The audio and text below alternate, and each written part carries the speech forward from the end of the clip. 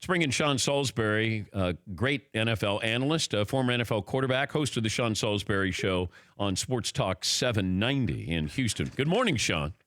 Good morning, Dan. Hey, is this to get me? The first, right when I come on and listen to you guys talk, the first two words I hear are pink slip and get cut, and then I come on.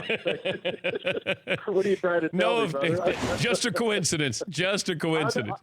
I'm an expert on that. Trust me, I know how to do that.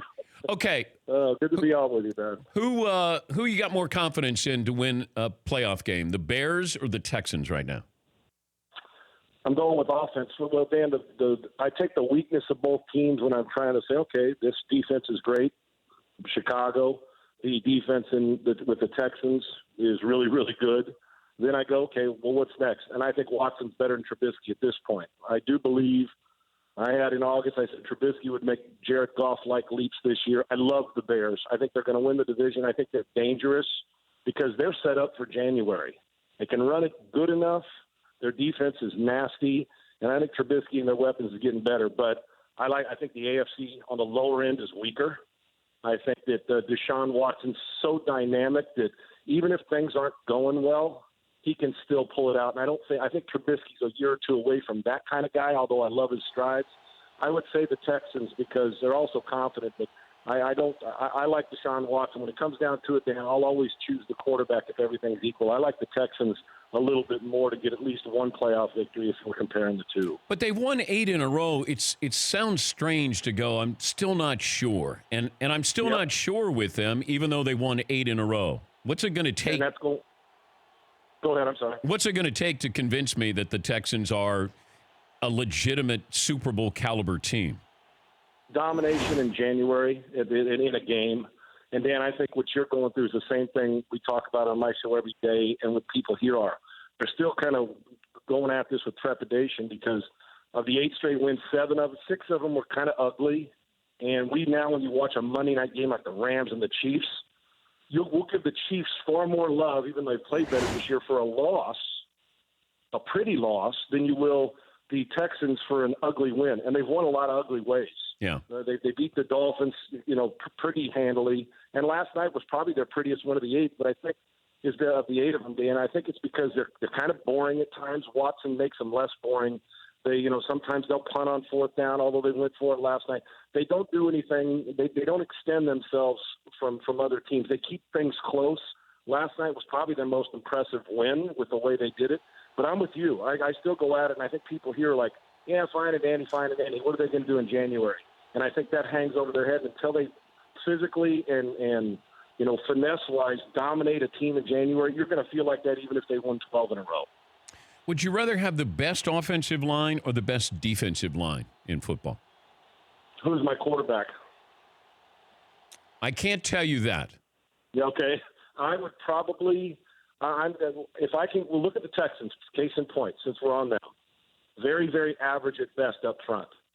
You got a quarterback who's so dynamic, even though he takes four sacks, he's still able to make plays on 3rd and 12, 4th and 14. I wish I could have both, but right now, when you go with what's the second most need for me if I'm drafting a team, quarterback first, disruption second. I need disruption, chaos.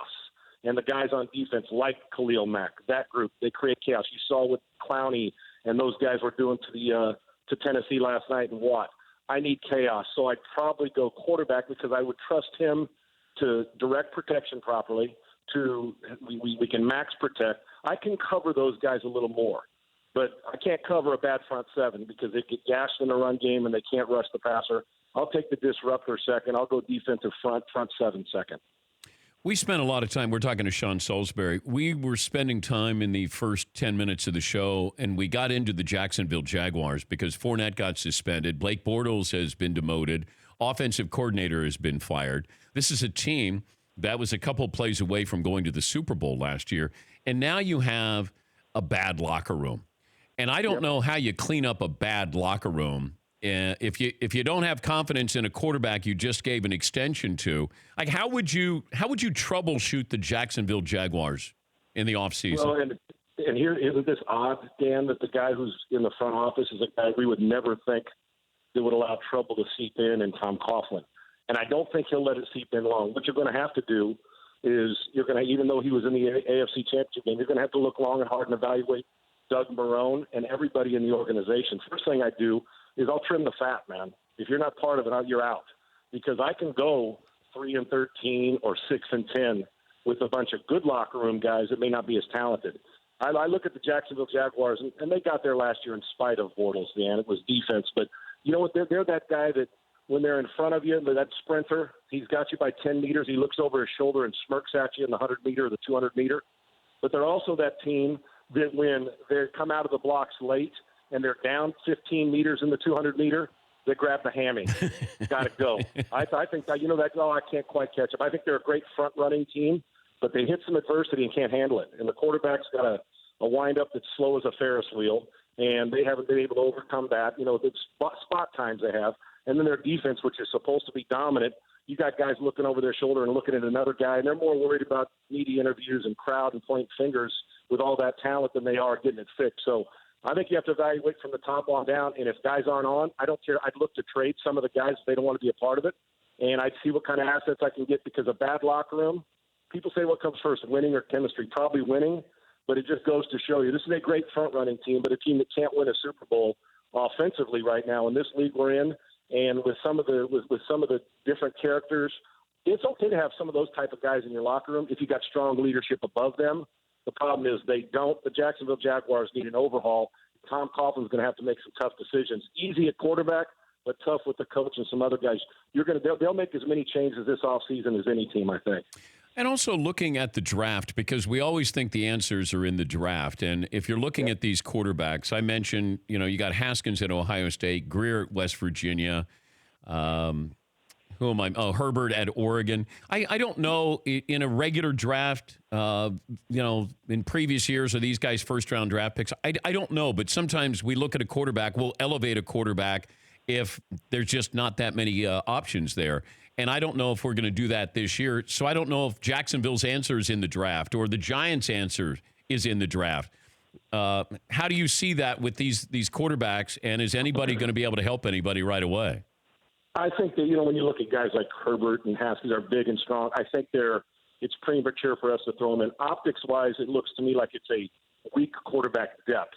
But every year, Dan will overrate a couple guys and underrate some, where some dude will come in the fourth round, get a chance to play, and we'll say, how did we miss? So I'm sure that'll happen. But just depth-wise, I don't think there's going to be as much banter or chatter about this class of being, dominant. We're not having as many guys drafted as high as we did last year. There'll be one or two, but I don't think any of them look to me like they can come in and change a program, change a football team as a rookie. For me, I think you got to start to scour if you're the Giants or Jacksonville and say what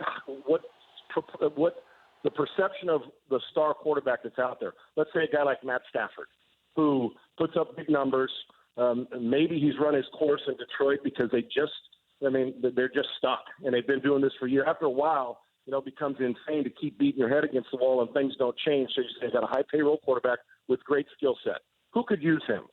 Well, Jacksonville could use him because, Bortles can't dress in the same locker room as Stafford, yet Stafford hasn't won a playoff game. So guys like that, I think there's more opportunity, Dan, in trying to look with what's currently in the NFL to change your franchise if you're a Jacksonville, if you're a Giants, and go about it that way and see who's going to give up guys that they thought. Jameis Winston, maybe Tampa says, nah, he's not for us. He's not a $100 million guy, so we got to move on, and maybe the venue change will help him. So I think you're far better off trying to see what's in the trade market than you are thinking a young guy right away can turn your team around, especially if you're a team that thinks you're on the cusp of winning the division or going to the playoffs. It's a quarterback league. You got to have them, and if you don't, you better be the 2000 Baltimore Ravens, and we don't have that type of defense in the NFL right now.